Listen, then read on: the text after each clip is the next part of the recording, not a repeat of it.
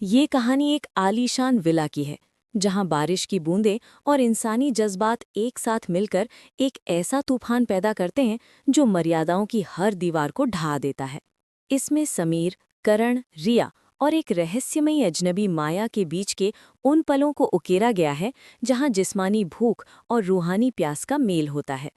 लोनावला की पहाड़ियों के बीच बना वो विला किसी महल से कम नहीं था। बाहर मूसलाधार बारिश हो रही थी, जैसे आसमान आज जमीन की सारी प्यास बुझा देना चाहता हो। अंदर हॉल में एक बड़ी सी फायरप्लेस चल रही थी, जिसकी लपटें दीवारों पर अजीब से परछाइयां बना रही थीं।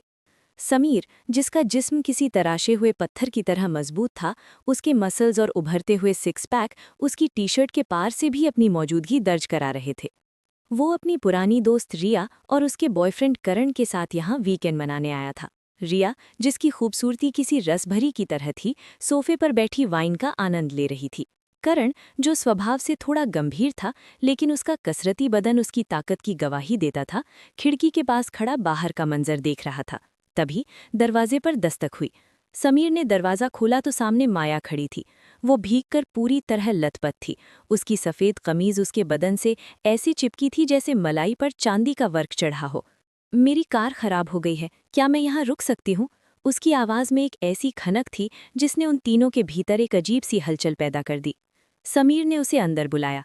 माया का आना उस शांत कमरे में किसी चिंगारी के गिरने जैसा था। रिया ने उसे अपने कपड़े बदलने के लिए दिए, लेकिन उन कपड़ों में माया की काया और भी ज्यादा उफनती हुई नदी की तरह लग रही थी।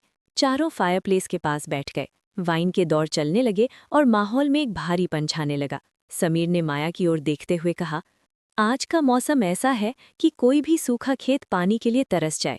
माया ने अपनी गहरी आंखों से समीर को देखा और मुस्कुराते हुए कहा, खेत तो बहुत हैं समीर, लेकिन सही हल चलाने वाला किसान मिलना मुश्किल होता है। रिया ने करण का हाथ पकड़ा और धीरे से कहा, करण, क्या तुम्हें नहीं लगता कि आज की रात हमें अपनी तिजोरी से सारे ताले खोल देने चाहिए? आखिर कब तक हम इन पकवानों को ढक कर रखेंगे? करण की आंखों में एक चमक आई। उसने समीर और माया की ओर देखा। जब भूख चारों तरफ हो तो अकेले खाना अच्छी बात नहीं। क्यों ना आज इस दावत का आनंद सब मिलकर लें? बातों का सिलसिला अब जिस्मानी करीबियों में बदलने लगा। समीर ने अपना हाथ धीरे से माया के कंधे पर रखा।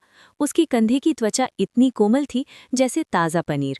दूसरी तरफ रिया ने करण की शर्ट के बटन खोलने शुरू कर दिए थे। समीर ने माया के कान के पास जाकर फुसफुसाया, तुम्हारी इस बगिया में कितने फूल खिले हैं? क्या मुझे आज यहाँ माली बनने का मौका मिलेगा? माया ने आह भरी और समीर के हाथ को अपनी गुझिया की ओर ले जाने लगी, जहाँ नमी का एहसास अब बढ़ने लगा था। माली तो बहुत आए समीर, लेकिन मुझे तो वो औजार चाहिए जो मेरी जमीन की गहराई तक जा सके। उधर रिया ने करण को पूरी तरह आज़ाद कर दिया था। करण का शीशम का लट्ठा अब अपनी पूरी मजबूती के साथ खड़ा था। रिया ने उसे अपनी उंगलियों से सहलाते हुए कहा, इतना सख्त? लगता है आज मेरी कढ़ाई में सारा तेल खौलने वाला है। माहौल अब पूरी तरह से तंदूर की तरह तप चुका था। चारों ने एक दूसरे के लिबासों को उतार फेंकने का फैसला किया। कमरे की मध्यम रोशनी में चार बदन एक दूसरे के सामने थे। समीर और करण के पहाड़ जैसे जिस्म और रिया और माया की घाटियों जैसी कोमलता। समीर ने माया को अपनी गोद में उठाया और कालीन पर लिटा दिया।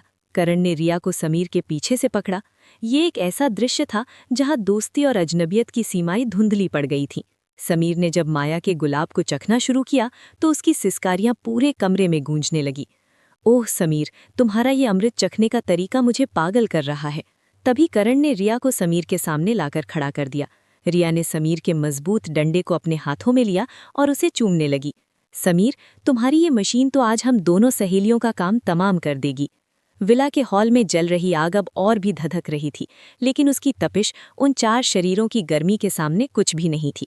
कालीन पर अब सन्नाटा नहीं, बल्कि चारों मुसाफिरों की तेज होती सांसों का शोर था। रिया और माया, जो अब तक एक दूसरे के लिए अजनबी थीं, अपनी कोमल लताओं की तरह एक दूसरे से लिपटी हुई थीं। समीर ने माया को पीछे से अपनी बाहों में भरा, जबकि करण रिया के पहाड़ों की चोटी को चूम रहा था। ये चारों का संगम ऐसा लग रहा था मानो चार नदियां एक ही सागर में समाने के लिए व्याकुल हों।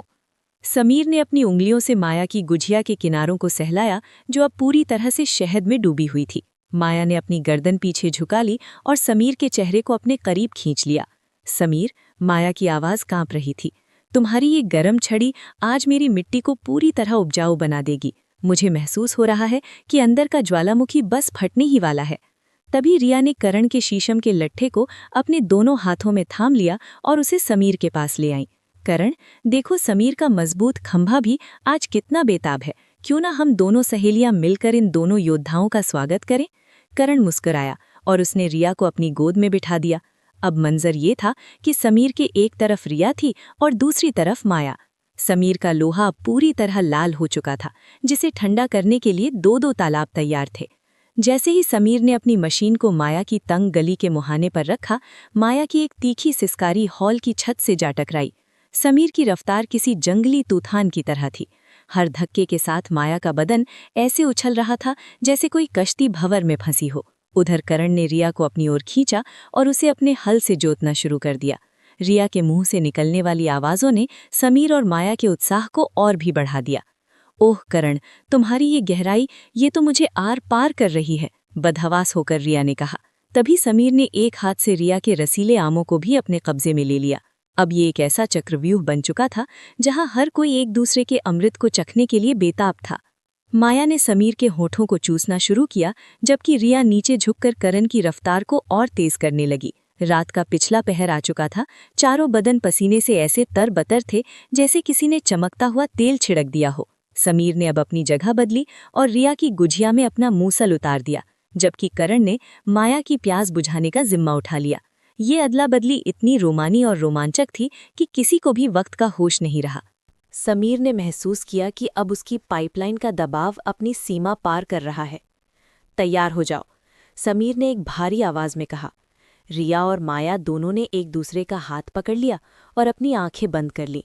समीर और करण ने अपने अपने हथियारों से अंतिम प्रहार शुरू किए।